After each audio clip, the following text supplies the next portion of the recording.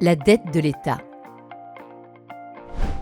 La dette publique française est un sujet économique important. Pour bien en comprendre les enjeux, quelques informations utiles. Qu'est-ce que la dette?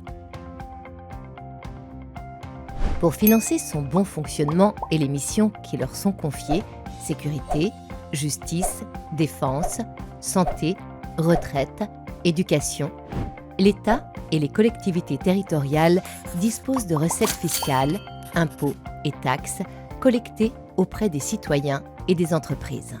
Bien souvent, les dépenses sont supérieures aux recettes. L'État est alors en situation de déficit budgétaire. Il doit donc recourir à l'emprunt pour payer ses dépenses.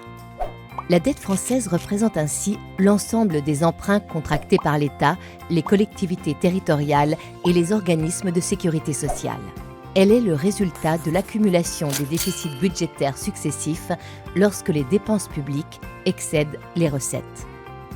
La dette se matérialise principalement sous forme d'obligations assimilables du Trésor, OAT, titres émis par l'État sur les marchés financiers pour une durée moyenne d'environ 8 ans, mais pouvant aller bien au-delà.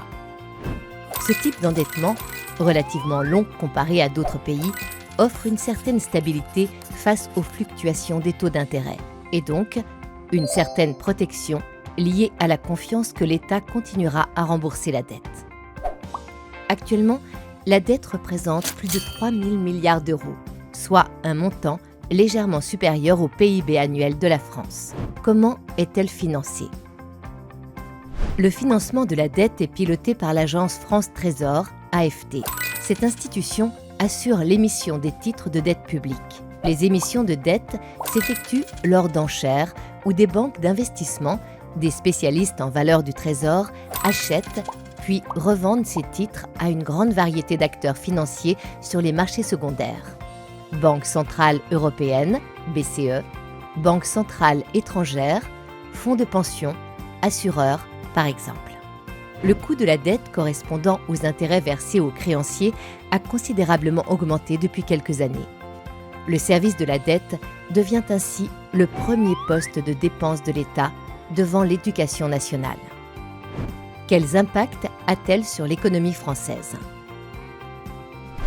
Tout d'abord, l'endettement permet de financer des politiques publiques en faveur de la croissance économique, comme les investissements dans les infrastructures ou la recherche.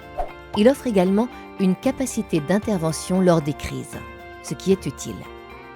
Mais une dette excessive présente des risques majeurs. Un coût élevé pour les finances publiques, une dépendance accrue aux marchés financiers et une surveillance étroite des agences de notation, ce qui contraint les marges de manœuvre de l'État. La dette soulève aussi une question d'équité intergénérationnelle. La charge de la dette déjà contractée va reposer sur les générations futures. En bref, la France doit trouver un équilibre délicat entre consolidation budgétaire et soutien au développement économique, réduction de la dette et augmentation du bien-être général. Un vrai défi.